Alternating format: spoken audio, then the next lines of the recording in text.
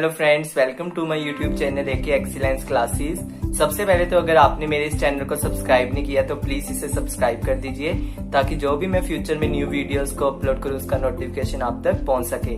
तो आज इस वीडियो में एक बहुत ही स्पेशल टॉपिक लेकर आया हूं, थ्योरी सब्जेक्ट। थ्योरी सब्जेक्ट को हमें कैसे पढ़ना चाहिए, कब पढ़ना चाहिए और किस तरह से पढ़ना चाहिए, आज इस वीडियो में बात करेंगे। सबसे पहले तो थ्योरी सब्जेक्ट है, उसमें बच्चे बहुत ही ज्यादा कम मार्क्स स्कोर कर पाते हैं क्योंकि उनका इंटरेस्ट ही नहीं क्रिएट होता। सबसे पहली बात तो यही मानो कि जब तक हमारा किसी चीज में इंटरेस्ट नहीं क्रिएट होता हम उस चीज को अच्छे से नहीं कर पाते। तो इंटरेस्ट क्रिएशन होनी बहुत जरूरी है। सेकेंडली क्या बात है, सेकेंडली बात ये है कि इंटरेस्ट क्रिएट हो गया जब हम पढ़ने बैठ के कोई भी थ्योरी सब्जेक्ट को, तो जब हम एक थ्योरी का कंसेप्ट कर रहे हैं, अगर वो कंसेप्ट हमारे पढ़ते पढ़ते माइंड में उस कंसेप्ट की पिक्चर क्रिएट होनी शुरू हो रही है तो इसका रीजन ये है कि हमारे जो कंसेप्ट है उसमें क्लैरिटी आ रही है। तो पिक्चर क्रिएशन होना भी एक बहुत ही इंपॉर्टेंट पार्ट है थ्योरी सब्जेक्ट को पढ़ने के लिए। तो जब हमारे माइंड में पिक्चर क्रिएट होगी तो इट मीन्स डैट कि हमारा माइंड जो है वो कैच कर रहा है जो हम पढ़ना चाह रहे हैं। तो सबसे पहली बात ये है हमारा इंटरेस्ट फैक्टर क्रिएट होना चाहिए। सेकेंडली ये है कि हमारी जो माइंड में है वो पिक्चर क्रिएशन बननी शुरू होनी चाहिए।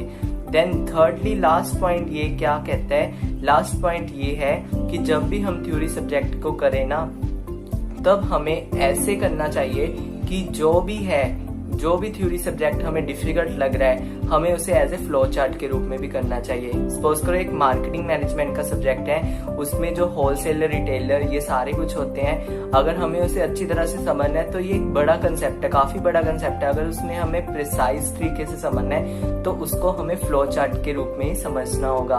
यकीन मानना, जब आप फ्लो चार्ट बनाओगे ना तो आप इतने अच्छे तरीके से कर पाओगे, आप प्रैक्टिकली एक्सपीरियंस करोगे। देखा जाए तो थ्योरी सब्जेक्ट नहीं होते बिल्कुल भी, ये तरह से प्रैक्टिकल सब्जेक्ट ही होते हैं। क्योंकि हमने ऑर्गेनाइजेशन में क्या होता है कि जैसे सपोज करो हमने फंक्शंस ऑफ मैनेजमेंट पढ़े हैं, प्लानिंग, ऑर्गेनाइजिंग, स्टाफिंग, ये सब कुछ पढ़ा है। तो उसमें क्या होता है, उसमें हमने पढ़ा तो है लेकिन हमने उसे अप्लाई भी करना होता है। ये कौन अप्लाई करता है, ये ऑर्गेनाइजेशन अप्लाई करती हैं। तो एक तरह से ये प्रैक्टिकल ही होता है, हमें बस ये बताते हैं कि हमें कैसे करना है, how to do, what to do और नॉट टू डू, राइट। उसके बाद हमें प्रैक्टिकली अप्लाई कैसे करना है ये हमें आगे जाके लाइफ में पता चल जाता है। तो इसका रीजन ये है कि जब हमारे प्रैक्टिकली ये थ्योरी कंसेप्ट स्ट्रॉन्ग हो जाएंगे तब हम इसे कभी नहीं बोल पाएंगे। तो अभी एज है, अभी जाने की टाइम है कि हम इस थ्योरी सब्जेक्ट को एज ए प्रैक्टिकल सब्जेक्ट को की तरह पढ़ें ताकि इन फ्यूचर आगे जाकर जब कहीं भी हम भी किसी अच्छी सी कंपनी में जॉब करें या फिर कोई भी अपना ऑफिस खोलें तो हमें उसे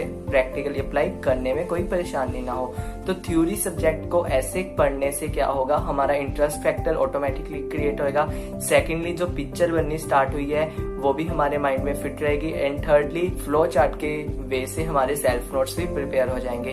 तो इस तरीके से हमें थ्योरी सब्जेक्ट्स को प्रिपेयर करना चाहिए। अगर आप इस तरीके से थ्योरी सब्जेक्ट्स को प्रिपेयर करोगे तो आप इसमें बहुत अच्छे मार्क्स स्कोर कर सकते हो।